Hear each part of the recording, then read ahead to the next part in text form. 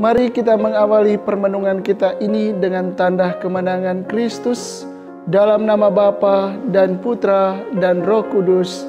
Amin. Para saudara dan saudari umat beriman yang terkasih dalam Kristus, marilah kita mendengarkan bacaan Injil yang diambil dari Injil Lukas bab 3 ayat 21 sampai 23. Yesus anak Allah dibaptis. Ketika seluruh orang banyak itu telah dibaptis, dan ketika Yesus juga dibaptis dan sedang berdoa, terbukalah langit dan turunlah Roh Kudus dalam rupa burung merpati ke atasnya. Dan terdengarlah suara dari langit, "Engkaulah anakku yang kukasihi, kepadamulah aku berkenan." Ketika Yesus memulai pekerjaannya, ia berumur kira-kira 30 tahun, dan menurut anggapan orang, ia adalah anak Yusuf, anak Eli. Para saudara dan saudari umat beriman yang terkasih dalam Kristus, ada dua hal yang ingin saya sampaikan pada permenungan kita di hari yang kelima ini, sehubungan dengan bacaan Injil yang barusan kita dengarkan tadi tentang Yesus anak Allah dibaptis. Yang pertama, dalam kisah pembaptisan Yesus tadi, ada kehadiran Allah Bapa melalui suara yang terdengar dari surga, "Engkaulah anakku yang kukasihi, kepadamulah aku berkenan." Ada juga Roh Kudus dalam rupa burung merpati, dan ada Yesus sendiri yang dibaptis oleh Yohanes. Allah Tritunggal hadir dalam kisah pembaptisan Yesus ini. Mereka adalah satu, Allah Bapa sebagai pencipta, Allah Putra sebagai penebus, dan Allah Roh Kudus sebagai pembaharu.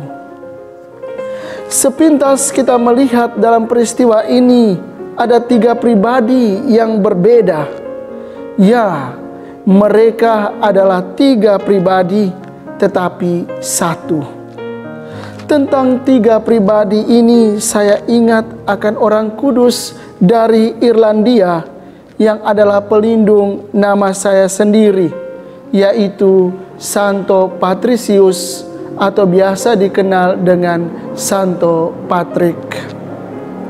Dia adalah seorang uskup, sang pengkhotbah, dan dalam pengajarannya ia menggambarkan kesatuan Allah Tritunggal, satu diri, tiga pribadi, dengan daun melinjo atau daun samrok yang ada khusus di Irlandia.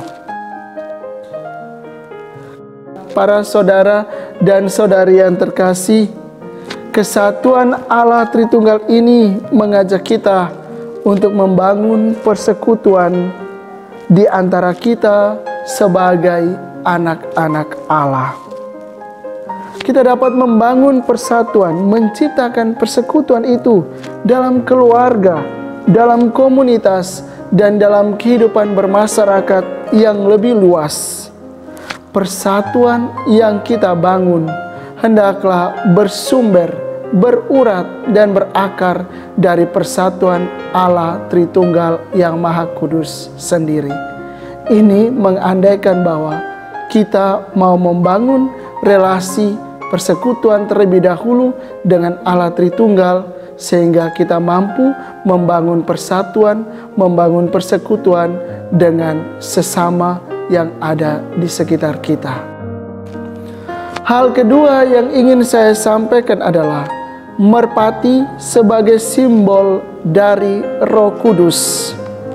Kita tahu bahwa dalam Injil, dalam perjanjian lama maupun perjanjian baru, ada begitu banyak sarana yang dipakai sebagai simbol atau tanda kehadiran Roh Kudus. Salah satunya adalah burung merpati.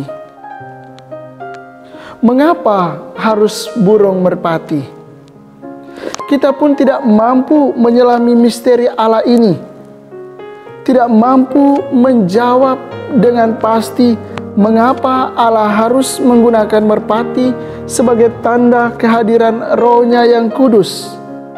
Tetapi kita yakin bahwa merpati adalah lambang kesucian, lambang kelemah lembutan, dan lambang kesetiaan. Tanda-tanda ini menunjukkan bahwa Yesus yang dibaptis di Sungai Yordan adalah sungguh-sungguh anak Allah yang suci, yang tak bercelah. Kehadirannya di dunia adalah wujud dari janji Allah yang setia pada umatnya. Janji tentang keselamatan telah terpenuhi dalam diri Yesus Kristus. Lebih lanjut, burung merpati juga adalah lambang ketulusan. Roh Kudus yang hadir pada peristiwa pembaptisan saat itu menandakan bahwa Yesus Almasih adalah Allah yang tulus. Ketulusan Allah ini tampak dalam pengorbanan Yesus di kayu salib untuk menebus dosa-dosa umat manusia. Para saudara dan saudari yang terkasih, Roh Kudus ada di antara kita dan akan datang lagi dalam peristiwa Pentakosta. Mari kita mengundang Roh Kudus untuk datang, menyucikan dan menguduskan kita. Dalam hal ini, kita membiarkan diri kita dibaharui oleh Roh Kudus untuk menjadi manusia baru yang hidup dalam kekudusan. Demikian refleksi singkat kita pada hari yang kelima ini. Selamat menyambut kedatangan Roh Kudus. Semoga Tuhan memberkati. Dalam nama Bapa dan Putra dan Roh Kudus. Amin.